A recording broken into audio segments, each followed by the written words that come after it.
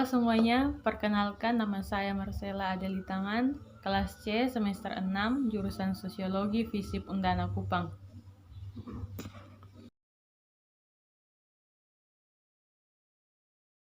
Di video kali ini, saya akan menampilkan parodi pendidikan anti korupsi. Di tersebut mempunyai judul Korupsi Uang Raskin dengan tema sosial. Pemerannya terdiri dari 3 orang, ada kepala desa, sekretaris, dan seorang warga.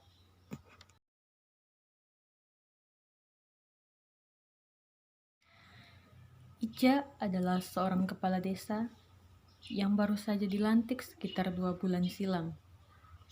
Ica terpilih menjadi kepala desa Damai Selalu berkat visi dan misinya saat berkampanye. Dalam proses pemilihan kepala desa Damai Selalu, Ica berhasil meraup 60% suara, sehingga menjadikannya orang nomor 1 di desa tersebut.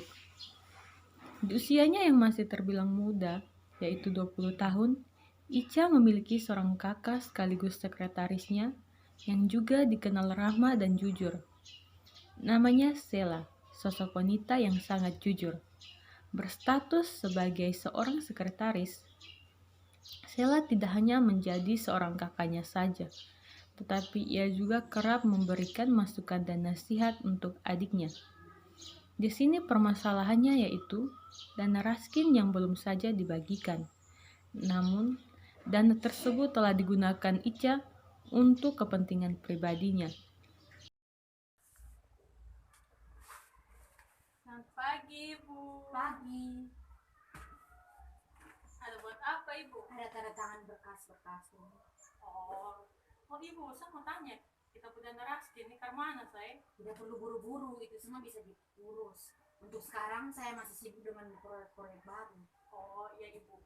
Tapi banyak warga yang suka tanya nih, Ibu. Saya kan sudah bilang, itu semua bisa diurus nanti, masih diproses. Tidak usah diperpanjang lagi. Ica pun merasa marah dengan hal tersebut, dan akhirnya ia pun memilih untuk bergegas keluar meninggalkan kantor desa.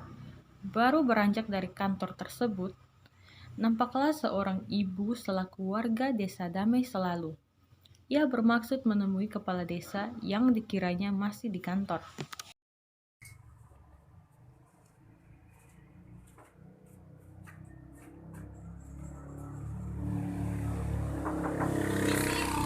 Masuk, Ibu. Aduh, Ibu, ada perlu apa, Ibu? Ibu, kepala desa ada kok, Ibu. Wah, kepala desa baru keluar nih, Ibu. Kenapa, Ibu? Saya mau tanya, dana raskin itu ke mana? Aduh, dana raskin kok, Ibu. Kepala desa bilang dana raskin ini masih sementara diproses. Dan itu masuk dari bulan lalu, Ibu. Hanya tinggal tunggu waktu saja untuk dibagikan.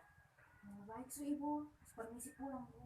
Oke, Ibu. Hati-hati, Ibu. Terima kasih, Bu. Ya. Selesai menanya hal tersebut, ibu itu pun pulang ke rumah. 3 jam kemudian, Ibu Ica pulang kembali ke kantor. Sesampainya di kantor, Sela langsung bertanya perihal dana bantuan yang tidak kunjung dibagikan ke warga desa Damai Selalu. Kok pulang-pulang? Iya, belum pulang nih, Ibu. Berkas terlalu banyak, jadi harus tanda tangan nih, Ibu. Oh iya, Ibu. Ini, mau kasih ini dong. Tadi ada Pak RT nanti mencari Ibu nih. Saya buat apa? Iya, dan ke Ibu, ah. Aduh, urus ke saya RT, ini itu berat. Cukup dibilang, saya. Oh iya, Ibu, ya terlalu, Ju. Oh iya, Ibu. Ini betul, Su. Tadi ada warga yang datang cari Ibu nih. Oh begitu, ada apa nih? Mereka datang soal dana raskin nih, Ibu. Mereka bilang katanya belum dibagikan. Oh, itu uang masih utuh.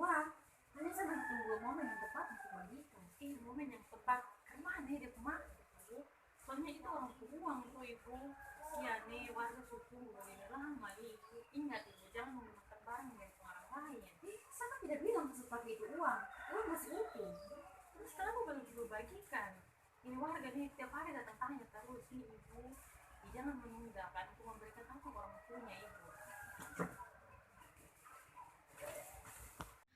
Karena terlalu dinasihati oleh sekretarisnya, Ibu Ica pun bergegas pergi.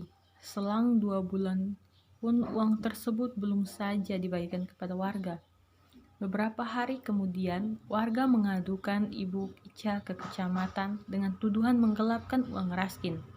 Dan setelah melalui proses penyidikan, Ibu Ica terbukti bersalah melakukan tindak pidana korupsi. Bantuan rakyat miskin yang dialokasikan untuk warga desa Damai Selalu.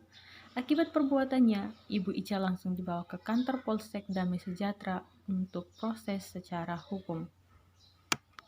Sebelum saya masuk ke pesan moral dari parodi tersebut, saya akan menjelaskan sedikit perkembangan korupsi di Indonesia, khususnya di NTT.